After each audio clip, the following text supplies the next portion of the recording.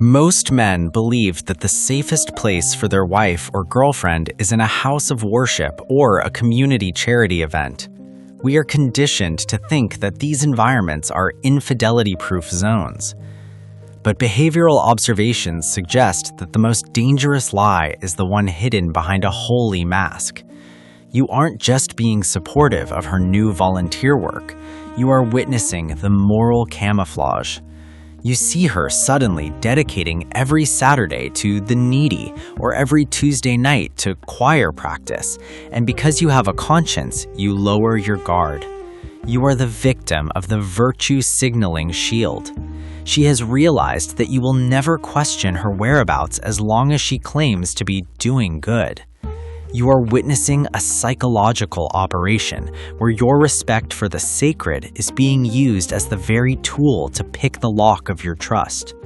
You're the victim of the sanctuary scam. While you are home feeling proud of her spiritual growth, she is using that reputation to hide a connection that is anything but pure. Today, we are exposing the cold, hard mechanics of how good works are used to mask dark desires, and why your respect for her spirituality is the only thing keeping you from seeing the betrayal in plain sight. If you don't watch this until the final second, you are choosing to stay a donor to her double life instead of the master of your own reality. The most brutal deception a man can face is when the woman he provides for uses the house of God to build a house of lies, turning his own moral values into a blindfold that keeps him from seeing her replacement. Men, this channel is more than content. It's a brotherhood that exists for those who refuse to be controlled, distracted, or broken. My ex told me men today are too weak, too distracted, and too controlled to ever unite. I didn't argue. I decided to prove her wrong. Every man who subscribes is proof that discipline, self-respect, and strength still exist. If you stand for truth, self-control, and knowing your value as a real man, if you're here to sharpen your mindset and live with standards, subscribe and stay. Like this video and make your presence known in the comments. Let's see who's serious and is ready to prove doubters wrong. Because after this video, you will be reborn as a new man who has discovered himself and is ready to take back his manhood. Make sure to subscribe and stay ahead, because we are just getting started. We have to look at the mechanics of moral cloaking. You see, brothers, when a woman is in an environment that everyone considers good, she gains an automatic pass on her behavior. Behavioral patterns show that this creates the suspicion vacuum. Because you respect the church or the charity, you automatically extend that respect to her. You are the victim of the association error. You think you are being a man of faith or a supportive husband, but you are actually experiencing the cognitive dissonance trap. Your gut tells you that the rehearsals shouldn't last until midnight, but your brain says she's at church, she wouldn't do that. This leads us to the virtue signaling defense. You are being neurologically overpowered by a woman who uses her service as a get-out-of-jail-free card. You are the victim of the sanctity weapon. The most brutal part is the community alibi. In these environments, she has a built-in group of people who will vouch for her. Behavioral observations suggest that she will often find an accomplice, another person in the group who is also hiding something, to provide the perfect alibi. You are being spiritually liquidated by a person who is using the house of peace to conduct a war against your marriage. You are the victim of the pious facade. She isn't there for the mission, she is there for the meeting you don't know about. I want to tell you about a man named Elias. Elias was a hard-working carpenter and a man of deep faith. He was proud that his wife, Rebecca, was the head of the community outreach program at their local church. Rebecca was always counseling a troubled younger man in the congregation.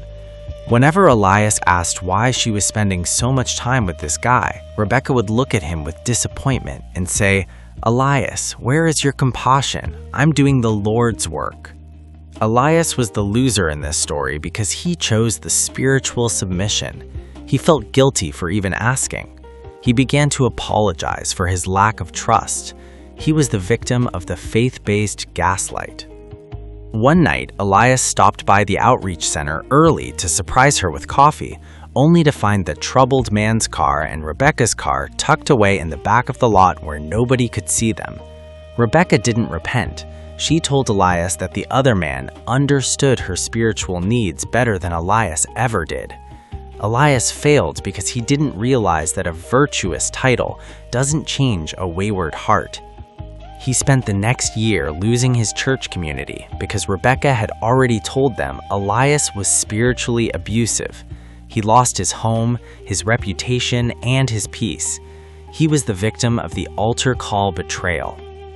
You have to recognize the psychology of the moral high ground. When a woman uses charity to hide her cheating, she is performing a social counterattack. If you accuse her, you are the bad guy for attacking a volunteer. Behavioral observations show that she is using the public good to shield her private sin.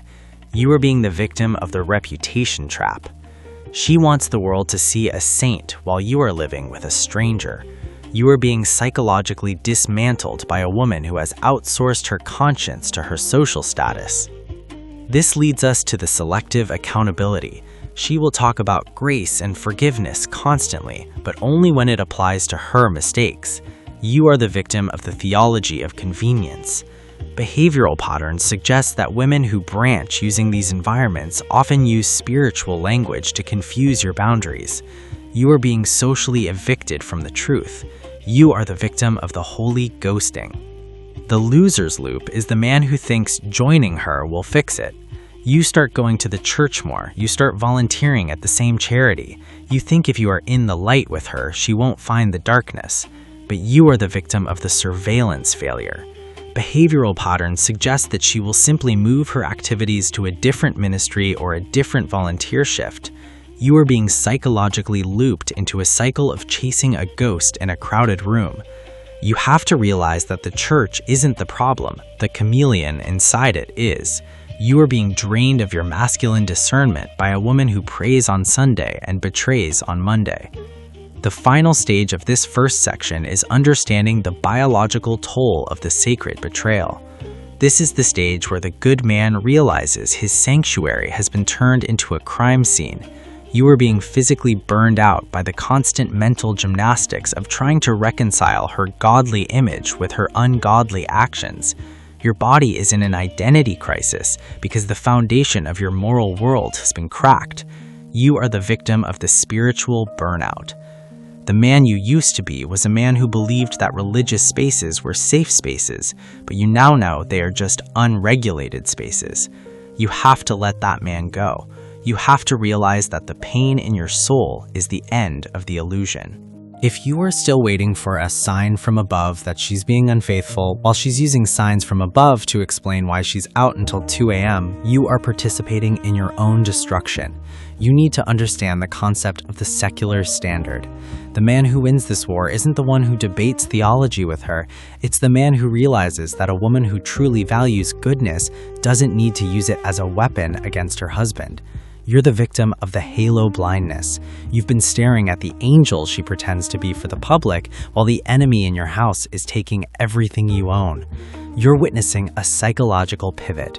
She didn't find a new calling, she found a new venue where your authority doesn't reach.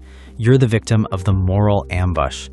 Behavioral observations show that when a woman's volunteer work starts causing domestic neglect, the mission has shifted from helping others to helping herself to another man. Today, we are finishing the blueprint of the clear-eyed sovereign. We are looking at the final tactical shifts, the verification of the vocation, the science of the pattern over the profession, and the mastery of the absolute exit. I'm going to show you why a man's discernment is more holy than a woman's performance. If you don't watch this until the final second, you're choosing to stay a pew sitter in her theater of lies instead of the architect of a life built on truth. I know men with standards are here. If you value discipline, respect, and strength, subscribe, like, and comment. We have to talk about the sovereignty of the cold observation.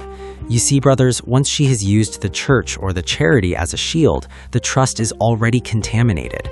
Behavioral observations suggest that the winner is the man who ignores the spiritual noise and looks only at the tactical data. You are being neurologically reclaimed the moment you stop listening to what she says she's doing and start looking at where her time is actually going. You are the victim of the pious smokescreen until the day you decide that your home is the only altar you are responsible for defending. This leads us to the science of the moral pivot. Most men think they can't attack her behavior because it looks selfish to keep her from helping people. This is a behavioral error. You are being manipulated by your own goodness. You're the victim of the empathy blackmail. Behavioral patterns show that the only way to break the spell is to apply the universal standard. You are being psychologically reset. By shifting your focus from the nature of the work to the nature of the absence, you strip the halo off the lie. I want to tell you about a man named Julian. Julian was a high-level executive who supported his wife Naomi in her passionate charity for displaced artists. Naomi was the angel of the local art scene. She was always at galas and late-night planning sessions. Julian was the loser initially because he was the silent funder. He thought his support was a sign of a secure man. Julian became the winner in this story because he chose the data-driven standard. When Naomi said she was at a midnight prayer circle for a local family, Julian didn't pray. He checked the Life 360 or the toll tags. He realized that the prayer circle was actually a hotel room 3 towns over. Julian didn't burst in. He didn't send an angry text quoting scripture. He used the sovereign disappearance. He quietly gathered the evidence of her charity and realized that charity was just the name she gave her new lover's apartment. Julian won because he realized his goodness was being used as a low-interest loan to fund her infidelity. He didn't confront her with faith. He confronted her with finance. He filed for divorce while she was still at her volunteer meeting. Julian won because he understood that a woman who uses the Lord or the needy to lie to her husband has a character deficit that no amount of prayer can fix. He realized that the other guy wasn't a spiritual connection. He was just a new project she was working on with Julian's time and money. Julian won because he realized his exit was the only miracle he needed. You have to recognize the biological rebirth of the discerning leader. This is a biological fact. When a man stops worshiping the image and starts respecting the reality, his brain stops being clouded by the halo effect. You are the victim of the moral confusing stress as long as you are trying to believe the best. But the moment you accept the obvious worst, your strength returns. You are being biologically optimized to protect your legacy. Her service wasn't a sign of virtue. It was a tactical diversion that failed the moment you opened your eyes. The winner's protocol is about the sovereignty of the truth frame. You have to look at your reflection and realize that you are the high priest of your own life. No one gets to use morality as a weapon to disrespect you. You are the sovereign man. You recognize that true virtue is quiet, consistent, and respectful of the home. You are being hardened for the truth. Healing is the realization that being the victim of the charity scam was the final lesson and learning that evil often wears a Sunday best. You are being reforged. You now know that godly talk is cheap, but godly walk is rare. You are the master of your own psychology. You don't need her to confess at an altar to know she's a liar. You just need to watch her feet. You are the sovereign man. You are the master of your own destiny. You don't look back at the volunteer hours she stole from you. You look forward at the billion hours of freedom you just gained. So, here is the smart question for the brotherhood today. If she is so good to the people she doesn't know at the church or the charity, why are you, the man who loves her, the only one she feels comfortable lying to? I want to hear from the brothers who were the supportive husband until they found out the Bible study was a bedsheet study. How did you feel when you realized your respect for her faith was the very thing she used to play you for a fool? For the brothers who are currently feeling guilty for questioning her charity work, be honest.